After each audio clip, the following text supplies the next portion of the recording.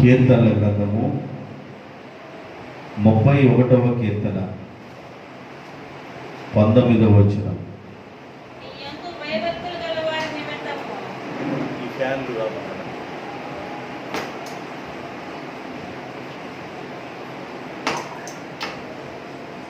కీర్తనల గ్రంథము 31వ కీర్తన 19వ వచనం. నీ యందు భయభక్తులు కలిగిన వారి నిమిత్తము నీవు దాచి ఉంచిన మేలు ఎంతో గొప్పది. నరుల ఎదుట నిన్ను ఆశ్రయించు వారి నిమిత్తము నీవు సిద్ధపరిచిన మేలు ఎంతో గొప్పది. చదవబడిన వాక్య భాగంలో 2 రకాలైన మేలుల గురించి వ్రాయబడి ఉన్నాయి. ఒకటి దాయబడిన మేలు, 2 సిద్ధపరచబడిన మేలు. దాయబడిన మేలు, సిద్ధపరచబడిన మేలు, ఈ 2 మేలులు దేవుడు ఎవరికి ఇవ్వాలనుకుంటున్నాడంటే భయభక్తులు గలవారికి. ఎవరికంట? భయభక్తులు గలవారికి దాయబడిన మేలు, సిద్ధపరచబడిన మేలు, ఈ 2 మేలులు ఇవ్వాలి అని అనుకుంటున్నాడు.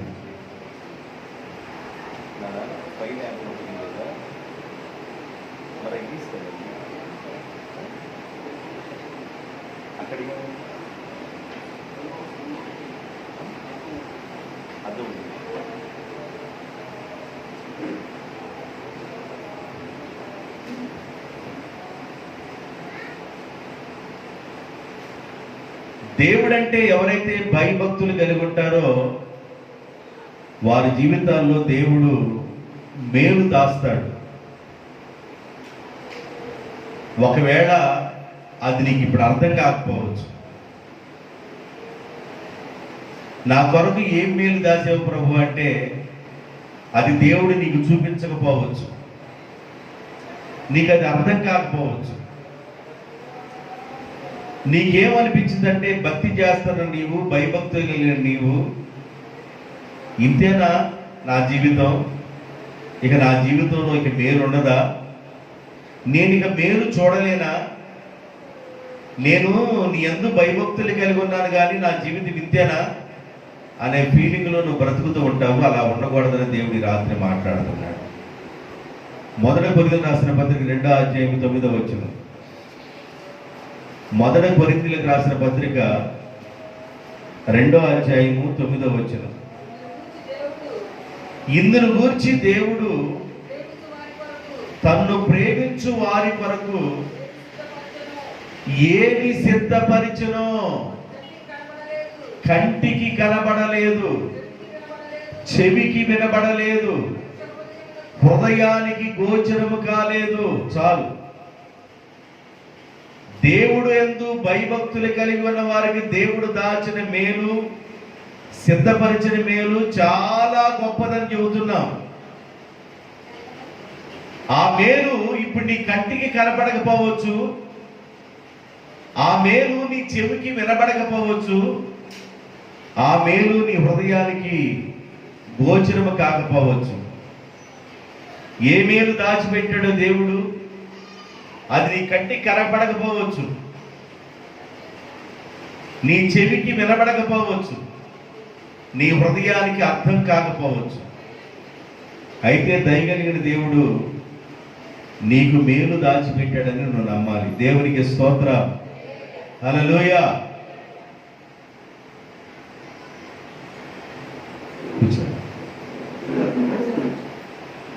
దేవుడు నీకు మేలు దాచాడని నువ్వు నమ్మాలి. ఆయన ఇచ్చే మేలు, ఆయన ఇచ్చే బహుమానాలు చాలా గొప్పవి. చాలా మంది కంటి కనబడితేనే నమ్ముతారు, చెవికి వినబడితేనే నమ్ముతారు, హృదయానికి అర్థమైతే నమ్ముతారు. కానీ దేవుడు అంటాడు, నీ కంటికి కనబడకపోయినను, నీ చెవికి వినబడకపోయినను, నీ హృదయానికి అర్థం కాకపోయినను దేవుడు నీ కొరకు మేలు దాచిపెట్టాడని నువ్వు నమ్మాలి. నీకుండే గొప్ప బహుమానాలు ఏంటంటే నువ్వు భయభక్తులు కలిగి ఉంటే చాలు. నీవు భయభక్తులు కలిగి ఉండటం వల్ల నీకు దాయబడిన మేలు, సిద్ధపరచబడిన మేలు గొప్పది. మీరు అడగొచ్చు, ఏమని అడగొచ్చు అంటే, అయ్యా మేము లేచిన దగ్గర నుండి బాధల్లోనే ఉన్నాము, కష్టాల్లోనే ఉన్నాము, శ్రమల్లోనే ఉన్నాము, ఇబ్బందుల్లోనే ఉన్నాము, మేము భయభక్తులు కలిగే ఉన్నాము, మాకు ఏ మేలు కనబట్టలేదు, మాకు ఏ మేలు దేవుడు దాచిపెట్టాడో మాకు అర్థం కావటం లేదు అని నువ్వు అనుకోవచ్చు. కానీ దేవుడు అంటాడు, నేను మేలు దాచిపెట్టాను. ఆమె చెప్పండి, నేను మేలు దాచిపెట్టాను, నేను మేలును సిద్ధపరిచాను. అది నేను మీకు ఇవ్వాలని, మీరు సంతోషించాలని నేను మీ కొరకు మేలును దాచిపెట్టాను, సిద్ధపరిచాను అన్నాడు. మీకు ఒక ఎగ్జాంపుల్ చెప్తాను. ఇశ్రాయేల్ ప్రజలు ఐగుప్తు దేశంలో 430 సంవత్సరాలు బానిసలుగా ఉన్నారు. 430 సంవత్సరాలు వాళ్ళు చేసే ప్రతిరోజు డ్యూటీ ఏంటంటే, ఉదయాన్నే లెగవటం, ఆడవాళ్ళు అడుసు తొక్కటం, ఇటుకురాళ్ళు తయారు చేయటం, మగవాళ్ళు మొద్దు పని చేయటం, ఇలాగ దినచర్య. వాళ్ళు ప్రతిరోజు వాళ్ళు చేసే పని ఏంటంటే ఇటుకలు తయారు చేయటం, వెట్టి పని చేయటం, వెట్టి చాకిరి చేయటం. సాయంకాలానికి వాళ్ళు వచ్చేతలకి వాళ్ళు పడిన కష్టానికి సరిపోయినంత ఆహారం లేక శరీరంలో ఆకలి అవుతున్న, శరీరం అంతా నొప్పులుగా ఉండి గొడ్డు మూలిగినట్టుగా మూలుగుతూ ఉన్నా మళ్ళీ ఉదయకాలం లేచి పనికి వెళ్ళాలి. ఇలాగ దాదాపు 400 సంవత్సరాలు ఇజ్రాయెల్ ప్రజలు వెట్టి చాకరీ చేశారు, బానిసలుగా ఉన్నారు. కానీ దేవుడు అంటాడు, నేను మీకు మేలు దాచిపెట్టాను, నేను మేలు సిద్ధపరిచాను. ఇప్పుడు నేను అప్పుడప్పుడు మీరు అడగవచ్చు, ఏ మేలు దాచిపెట్టాడు దేవుడు అని. ఏదన్నా ఫలాన్ని చూపిస్తే నా కొరకు దేవుడు దాచిపెట్టాడు నాకు అర్థమైంది. అది కంటికే కనబడలేదు, నా చెవికే వినబడలేదు, నా హృదయానికి అర్థం కాలేదు. ఏ మేలు దాచిపెట్టాడని నేను దేవుని యందు భయభక్తులు కలిగి ఉండాలి. ఏ మేలు దేవుడు నాకు ఇవ్వబోతున్నాడని నేను దేవుని యందు భయభక్తులు కలిగి ఉండాలి. ఏదన్నా దేవుడు నాకు మేలు దాస్తే నేను భయభక్తులు కలిగి ఉన్నందుకు నాకు ఆశీర్వాదం వచ్చిందని నేను నమ్ముతాను. ఏ మేలు దాచిపెట్టాడో 400 సంవత్సరాలు కష్టపడిన వాళ్ళకి ఆదికాండం 15వ అధ్యాయం 14వ వచనం, ఇశ్రాయేలీయుల ప్రజలను ఐగుప్తీయులు 400 సంవత్సరాలు శ్రమ పెడతారు. వీరు ఎవరికి దాసులు అవుతున్నారో ఆ జనమునకు నేనే తీర్పు తీర్చుదును. తరువాత వారు మిక్కిలి ఆస్తితో బయలుదేరి వచ్చెదరు. అందరూ చెప్పండి ఆ మాట. 400 సంవత్సరాలు, అందరూ చెప్పండి, 400 సంవత్సరాలు ఐగుప్తీయులు ఇజ్రాయేలీలను శ్రమ పెడతారు. తరువాత వారు మిక్కిలి ఆస్తితో బయలుదేరి వచ్చేదరు. ఎన్ని సంవత్సరాలు కష్టపడ్డారంట వీళ్ళు? ఎన్ని సంవత్సరాలు? 400 సంవత్సరాలు భయభక్తులు కలిగి ఉన్నారా లేరా? కలిగే ఉన్నారు. 400 సంవత్సరాలు దేవుడిని ఆరాధిస్తున్నారా లేదా? ఆరాధిస్తూనే ఉన్నారు. 400 సంవత్సరాలు దేవుడి పాదాల దగ్గర ఉన్నారా లేదా? దేవుని పాదాల దగ్గరే ఉన్నారు. 400 సంవత్సరాలు కష్టపడిన దేవుడు వాళ్ళ కోసం ఏమి దాచిపెట్టాడో కంటికి కనబడల, చెవికి వినబడల, హృదయానికి అర్థం కాల. ఏది కనబడినా కనబడకపోయినా, వినబడినా వినబడకపోయినా, హృదయానికి అర్థమైనా అర్థం కాకపోయినా 400 సంవత్సరాలు మీరు భక్తి చేయటం మానలేదు. ఏం చేయటం మానలేదంట? నువ్వు ఉదయాన్నే పనికి వెళ్తే సాయంకాలానికి ఏం రావాలి? కూలి రావాలి. వీళ్ళు 400 సంవత్సరాలు కష్టపడ్డారు, వీళ్ళకి కూలి లేదు. వెట్టి చాకిరీ చేస్తున్నారు, కడుపు నిండా ఆహారం లేదు. వాళ్ళు ఏమనుకోవాలంటే, అసలుకి దేవా నువ్వు ఉన్నావా, నీవే ఉంటే మాకెందుకు ఇన్ని కష్టాలు, నీవే ఉంటే మాకెందుకు ఇన్ని బాధలు, నీవే ఉంటే మాకెందుకు ఇన్ని ఇబ్బందులు. 400 సంవత్సరాలు, 1 సంవత్సరమా, 2 సంవత్సరాల, 3 సంవత్సరాల, 4 సంవత్సరాల, 400 సంవత్సరాలు 4 తరాల ప్రజలు మేము వెట్టి చాకరీ చేస్తా ఉన్నాం. మాకు అతిథ్యనా? సరైన వస్త్రాన్ని మేము కట్టుకోలేమా? సరి అయిన తిండిని మేము తినలేమా? మా పిల్లల కొరకు మేమేం సంపాదించుకోలేమా? మా కుటుంబంలో ఈ ఆస్తి కనబడదా? మా పరిస్థితి అంతా ఇంతే ఉండిపోయిద్దా? మేము ఇలాగే బ్రతుకుతామా? ఇలాగే మా చేతులు ఒట్టి చేతులతోనూ ఖాళీ చేతులతో ఉండిపోతామా? ఎన్నోసార్లు వాళ్ళకి అనుమానాలు వచ్చి ఉండవచ్చు. అయినా వాటన్నిటిని పక్కన పెట్టి దేవుని యందు భయభక్తులు కలిగి ఉన్నారు కనుక బైబిల్ చెబుతుంది, 400 సంవత్సరాల తర్వాత దేవుడు వారిని మిక్కిలి ఆస్తితో పంపెను. దేవునికి స్తోత్రం. ఏ ఆస్తి ఇచ్చాడంట దేవుడు? మిక్కిలి ఆస్తి. అంటే ఏ ఆస్తి? మిక్కిలి ఆస్తి అంటే ఏ ఆస్తి దేవుడు వాళ్ళకి ఇచ్చాడో నిర్గమాకాండం 12వ అధ్యాయము 35వ వచనం. నిర్గమాకాండం 12వ అధ్యాయము 35వ వచనం.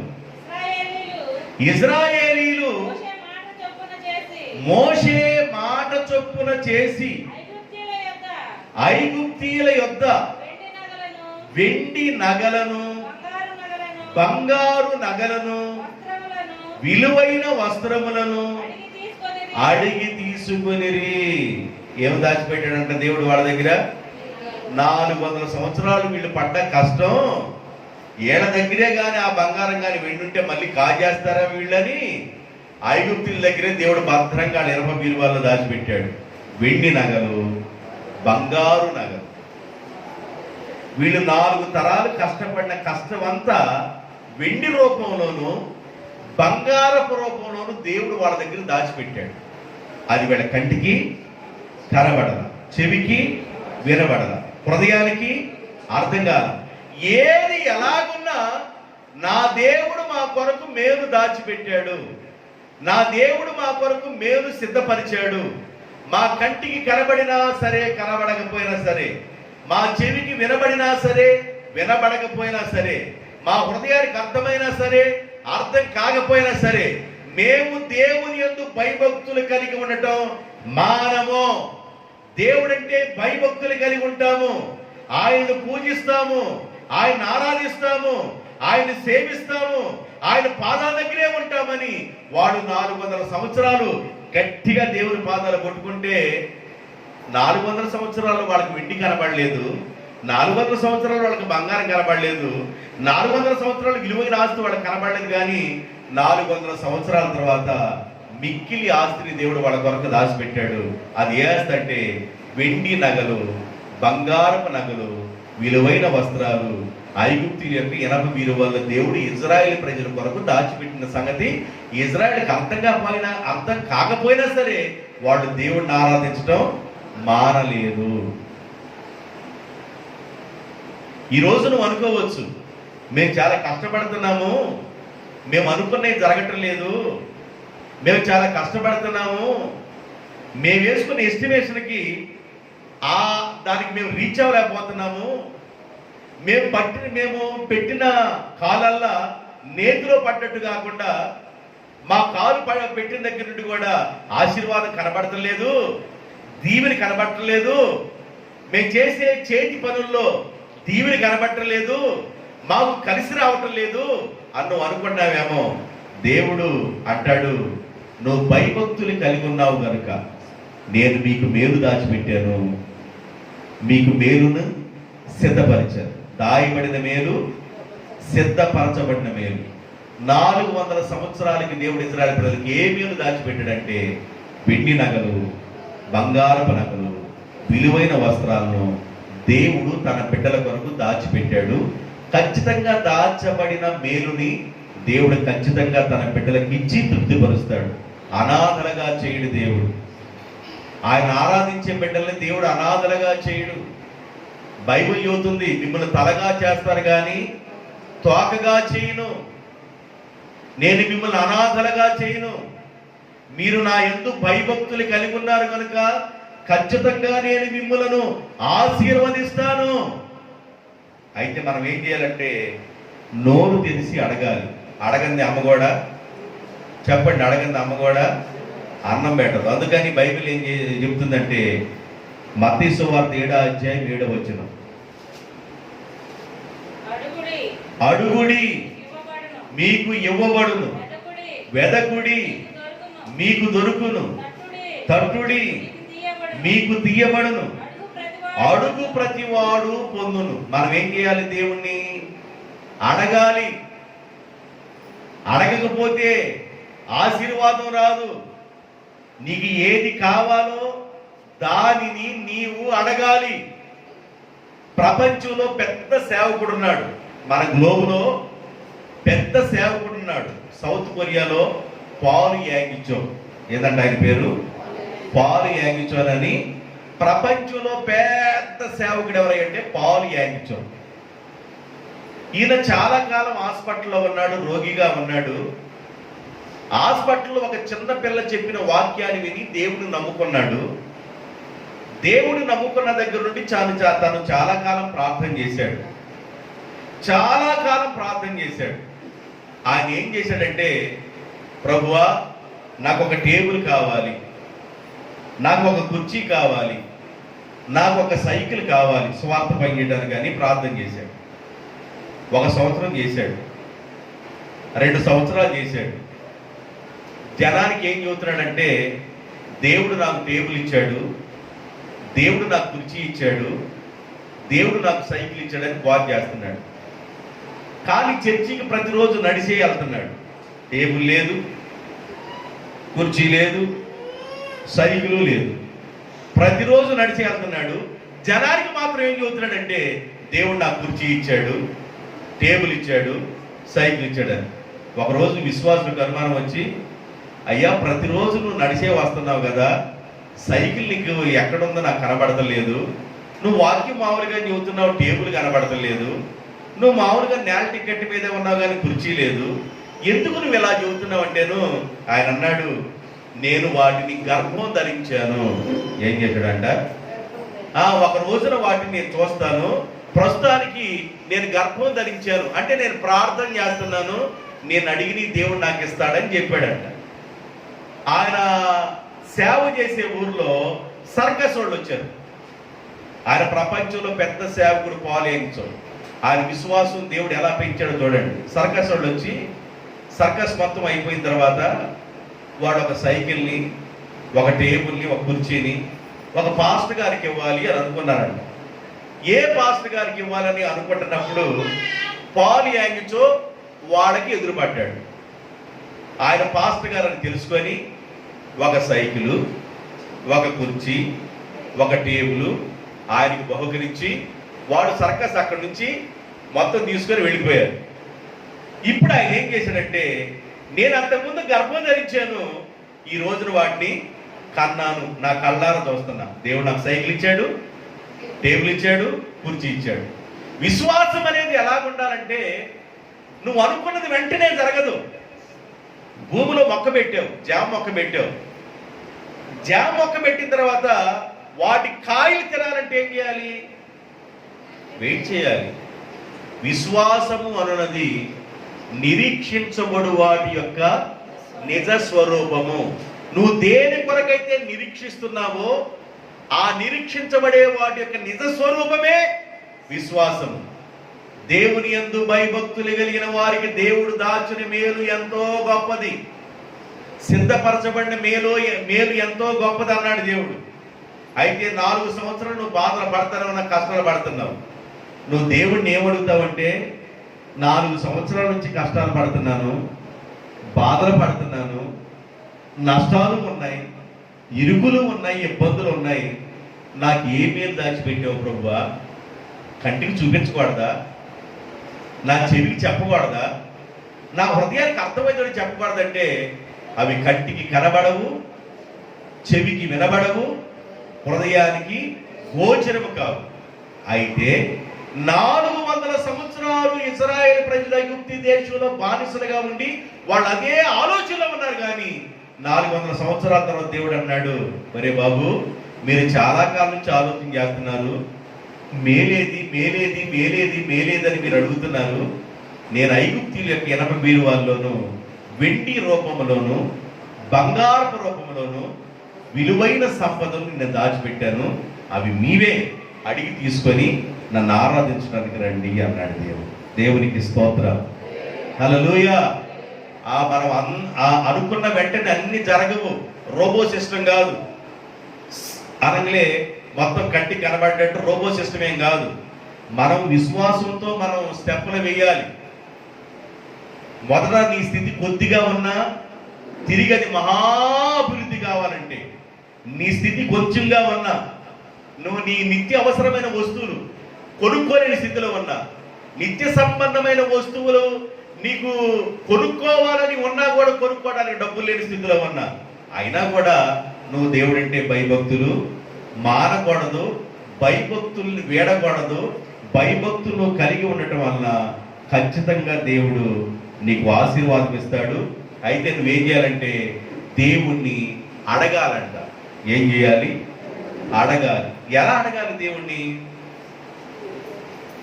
దేవుణ్ణి ఎలా అడగాలి? మీకు ఒక ఎగ్జాంపుల్ చెప్తాను, వినండి. దేవుణ్ణి ఎలా అడగాలంటే దేవుడికి విసుగు పుట్టేదాకా అడగాలంట. ఎలా అడగాలి? దేవుడికి విసుగు పుట్టేదాకా అడగాలి. దాని గురించి యేసు ప్రభు ఎగ్జాంపుల్ చెప్పాడు. ఒక విధవరాలికి ఒక ఆమెకి గొడవలు అవుతా ఉన్నాయి. అన్యాయస్తుడైన న్యాయాధిపతి దగ్గరికి విధవరాలు వెళ్ళి, నా ప్రతివాదికి నాకు ప్రతిరోజు గొడవ అవుతుంది, మాకు న్యాయం చెయ్యండి. కుర్చీ పట్టుకున్నామమ్మా, మాకు న్యాయం చెయ్యండి, మా ప్రతివాదికి నాకు గొడవలు అవుతుంది, మాకు న్యాయం చేయండి అంటే, అన్యాయస్తుడైన న్యాయాధిపతి ఎల్లుండి రా అన్నాడు. ఎల్లుండి వెళ్ళింది. నాకు చాలా పని ఉంది కానీ 10 రోజుల తర్వాత రా అన్నాడు. 10 రోజుల తర్వాత వెళ్ళింది. చాలా పని ఉంది కానీ 1 నెల రోజుల తర్వాత కనబడి అన్నాడు. 1 నెల రోజుల తర్వాత వెళ్ళింది. తెల్లారి రా అన్నాడు. తెల్లారి వెళ్ళింది. ఈ అన్యాయస్తుడి న్యాయాధిపతి కంట విధవరాలను చూస్తుంటే భయం వేస్తుందంట. ముందు ఈమెకి కానీ న్యాయం చేస్తే ఇక ఈమె నా దగ్గరికి రాదు అని అన్యాయస్తుడైన న్యాయాధిపతి విధవరాలకి న్యాయం చేశాడు. అన్యాయస్తుడైన న్యాయాధిపతి న్యాయం చేస్తే మనం ఆరాధించే దేవుడు న్యాయవంతుడు కదా, మనం ఆరాధించే దేవుడు యథార్థవంతుడు కదా, మనం ఆరాధించే దేవుడు తన పిల్లలకు మేలు చేసేవాడు కదా. ఆయన మేలు చేయక మానడు. అందువల్ల మనం ఏం చేయాలంటే, మనం అడిగేది ఎలాగుండాలంటే, నీకు మెలుకు వచ్చిన, నిద్రలో మెలుకు వచ్చిన అదే అడగాల, కూర్చున్నది అడగాల, పని చేసుకుంటున్నది అడగాల. జనాలు నేను మైండిపోయింది అనుకుంటారేమో కానీ నువ్వు అడిగింది పొందుకునేదాకా నువ్వు పదే పదే దేవుడిని అడగాలి. అదే బైబిల్ చెబుతుంది, అడుగుడి మీకు ఇయ్యబడును, అడుగు ప్రతివాడు పొందును. మత్తయి సువార్త 21వ అధ్యాయం 22వ వచనం.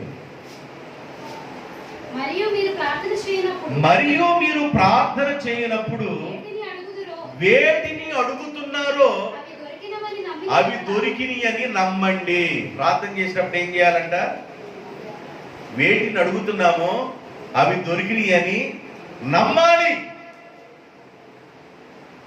ఆ పిల్లల దగ్గర నుండి వెనక భాగం దాకా చిన్న పూరి మందిరం ఉంది. ఇక్కడ గుర్రపు సాగులాగా పూరి మందిరం ఉంది.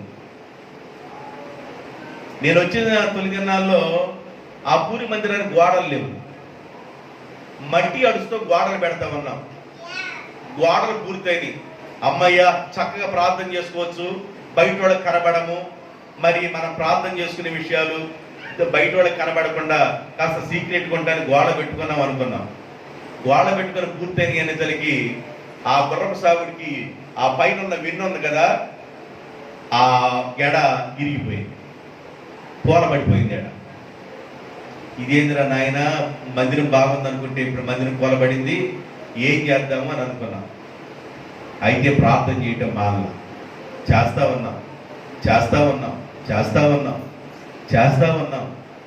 ఆ తర్వాత ఇక్కడ ఈ పిల్లల దగ్గర నుండి ఆ పిల్లల వరకు రాతి గోడ కట్టి చిన్న పూరి మందిరం వేశాం. గోడలు మాత్రం స్టాండర్డ్ కట్టాం, పూరి మందిరం వేశాం. ఆ పూరి మందిరం వెళ్ళిపోయి రేకులు వేశాం. జనాలు ఎక్కువ వస్తున్నారు, పట్టటల్లా. ఆ పిల్లల దగ్గర నుండి మళ్ళీ ఇక్కడ ఒక పిల్లర్ ఉంది, ఈ పిల్లర్ వరకు పెంచాం. ఈ పిల్లర్ వరకు పెంచినా కూడా జనాలు పెరుగుతానే ఉన్నారు. మళ్ళీ ఈ పిల్లల దగ్గర నుండి ఈ పిల్లల వరకు పెంచాం. ఇది మొత్తం కలిపి రేకులు షెడ్ వేసాం. ఎండాకాలం మలమల నల్లి మాడినట్టు మాడుతున్నాం. రేకుల యొక్క శక్తి ఏమి చేయాలో అర్థం కాల. హైదరాబాద్ నుంచి ఒక భార్య భర్తలు ఇద్దరు వచ్చారు. ఆ అమ్మాయిని పుట్టినరోజు ప్రార్థన చేయించుకోవడానికి వచ్చారు. నేను వాళ్ళకి మంచిగా ఆతిథ్యం చేసి అన్నం పెట్టి వాళ్ళ సాగనం పెట్టేటప్పుడు చిన్న ప్రార్థన చేయమని అడిగారు. ప్రార్థన చేశారు. ప్రార్థన చేసేటప్పుడు ఇక్కడ 5 నిమిషాలు నుంచున్నారు. పాస్టర్ గారు, ఆదివారం ఎక్కడే జరిగిద్దా మీకు ప్రార్థన అని అడిగాడు తను. ఏడే జరిగిద్దయ్యా అన్నారు. మేము 5 నిమిషాలు దీని కింద ఉండలేకపోతుంటే మీరు 2-3 గంటలన్నా ఉండాలి కదా దీంట్లో అన్నాడు. ఉండాలయ్యా, ఒక ఆదివారమే కాదు, బుధవారం ఉండాలి, శనివారం కూడా ఉంటాము నాయన, ఆదివారం ఏమైనా పట్ట పగలకు మంచి ఎండవేళ కూడా ఉంటాము దీంట్లో అని అన్నాం. చాలా వేడిగా ఉంది పాస్టర్ గారు అన్నాడు. ఏమన్నా తను, చాలా వేడిగా ఉంది పాస్టర్ గారు అన్నాడు. ప్రార్థన చేయించుకున్నాడు, వెళ్ళిపోయాడు. వెళ్ళిపోయిన 4-5 రోజుల తర్వాత ఫోన్ చేశాడు. ఏమని ఫోన్ చేశాడంటే, పాస్టర్ గారు రేకులు తీసేసి స్లాబ్ వేస్తే ఎంత అయింది అని అన్నాడు. నాకు తెలియదు. ఒక ఆయన పిలిచాను, ఆయనకి లెక్కలు తెలియదు. 1,50,000 అయిపోయింది అన్నాడు. నేనేం చెప్పానంటే 1,50,000 అయిపోయిందయ్యా అని చెప్పాను. ఆయన 1,50,000 పంపించాడు. ఇక మేము కొత్త గోడలే కదా, పిల్లర్స్ లేవు. అప్పుడు గోడ పగలగొట్టి పిల్లర్స్ వేసి ఈ కిటికీలు పెట్టి ఈ గోడకు వస్తే 1,50,000 అయిపోయింది. నేను చెప్పాను, అయ్యా నువ్వు పంపించిన 1,50,000 కిందే అయిపోయింది నాయన, స్లాబ్ వేయడానికి లేవయ్యా అని. ఎంత అవుతాయి అన్నాడు. మళ్ళీ 1,50,000 అవుతాయి స్లాబ్ కాదు. మళ్ళీ 1,50,000 పంపించాడు. ఎంత చేశాడు?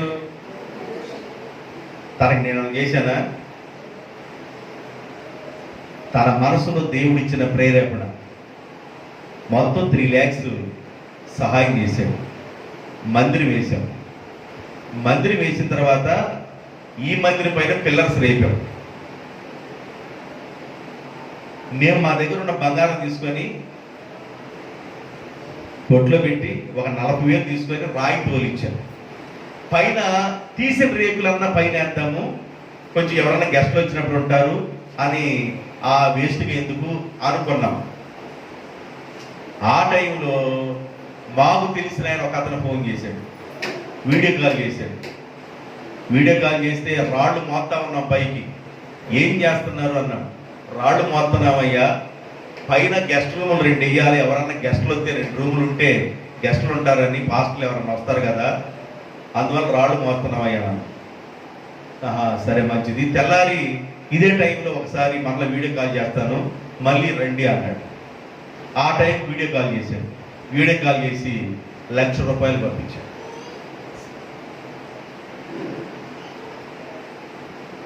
దేవుడు ఎలా మేలు చేస్తాడో మన కంటికి కనబడదు, చెవికి హృదయానికి అర్థం కాదు.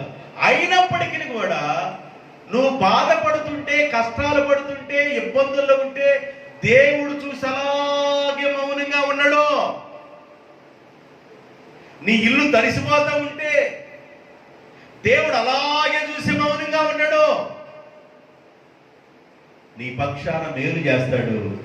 దాయబడిన మేలు, సిద్ధపరచబడిన మేలు ఎంతో గొప్పదన్నాడు. నువ్వు ప్రార్థన చేయనప్పుడు నువ్వు అడిగిన దానిని పొందుకున్నావని నమ్మమన్నాడు. మనం విశ్వాసంతో ప్రార్థన చేయాలి. ఏదో ఒక రోజున మనం అడిగేది ఖచ్చితంగా దేవుని దగ్గర నుంచి పొందుకుంటాము. దేవుని పాదాలు పట్టుకున్నాం కనుక దేవుడు ఖచ్చితంగా మనకు సహాయం చేస్తాడు. ఒక్క మాట చెప్తాను, నేను ముగించేస్తాను. యోహాను సువార్త 15వ అధ్యాయము 7వ వచనం. యోహాను సువార్త 15వ అధ్యాయం 7వ వచనం. నా యందు మీరును